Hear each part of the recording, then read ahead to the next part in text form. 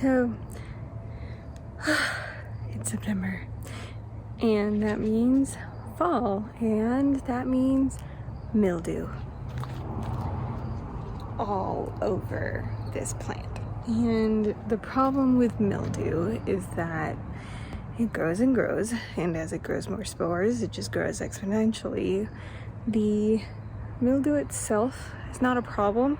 However, like, it's not, toxic to the vegetable or anything, but the leaves are what's producing the plant, so that they're the ones that create the photosynthesis process, and the mildew just blocks all the light from getting to the leaves so that they can't photosynthesize. So,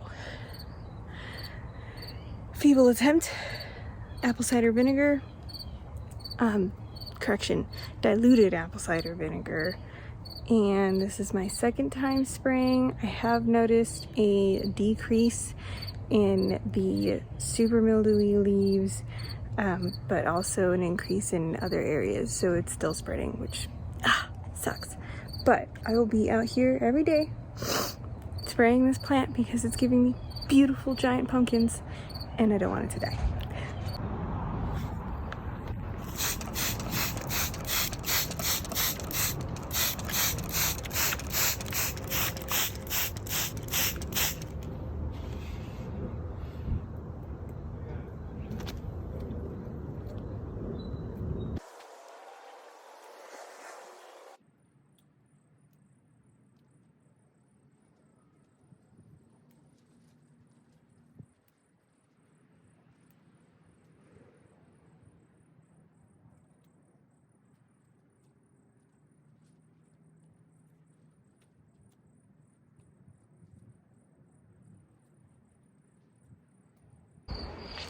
Very sad moment in the garden.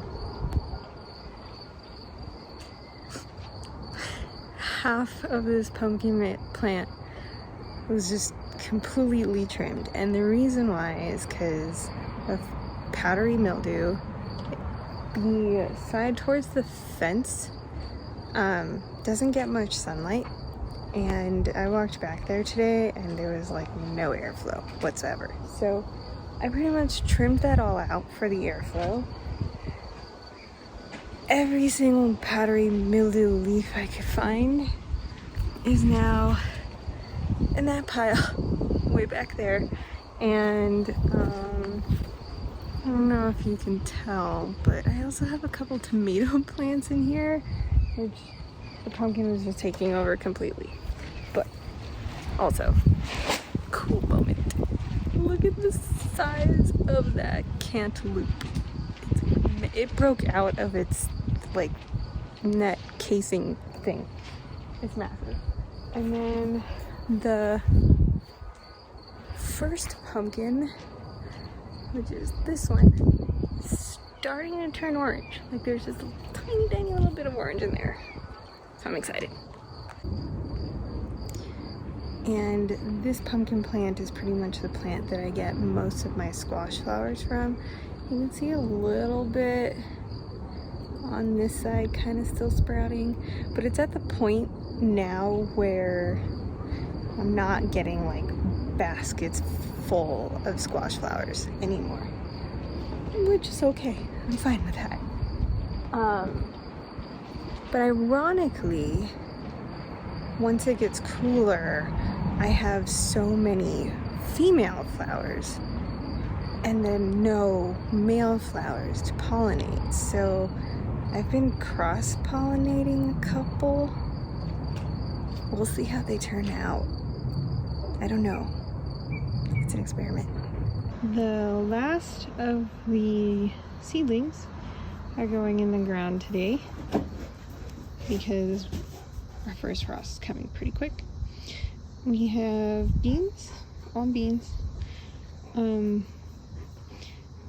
komatsuma and choy sum, I believe, and then more komatsuma, I think.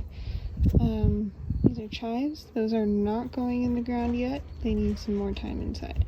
So what I am putting in are these greens and all the beans. At least all the beans that sprouted. Beautiful cabbage.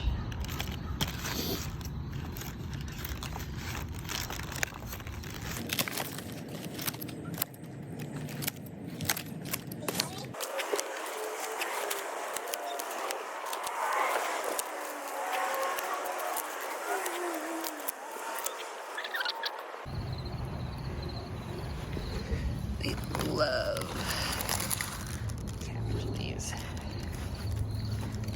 Hi, ladies. Got a treat for you.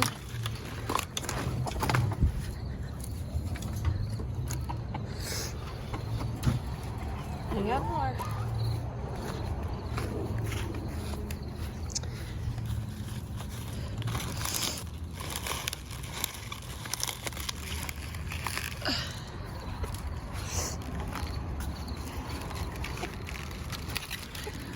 No more. Here you go.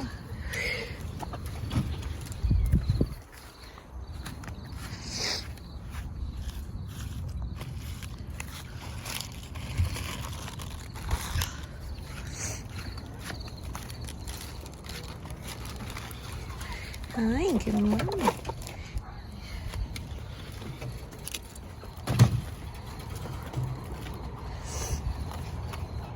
Look at him go. Woo. And that's a healthy breakfast.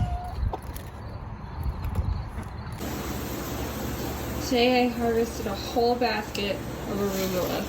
This is just all arugula.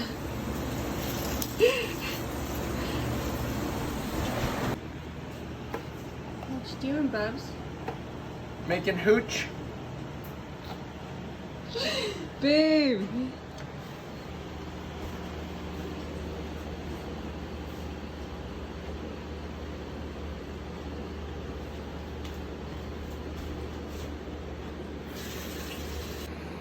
So can you explain the science?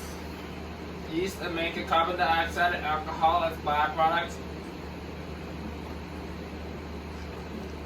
What's up with the tube? So CO2 can escape.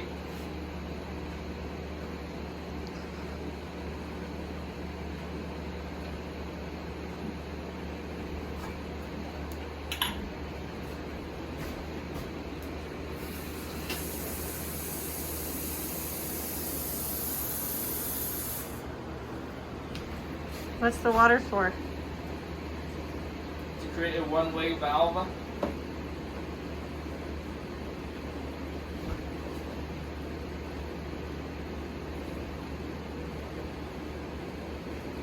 So is the water gonna boil or bubble? This will lovely bubbles coming out too. Mmm.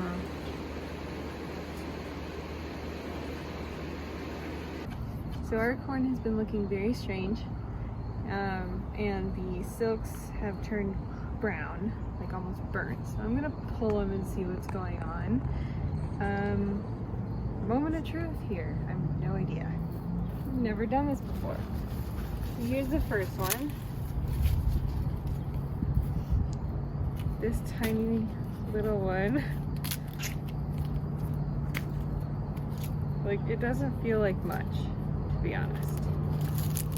So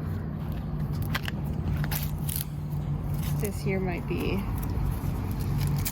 a dud. Wow, there's a lot of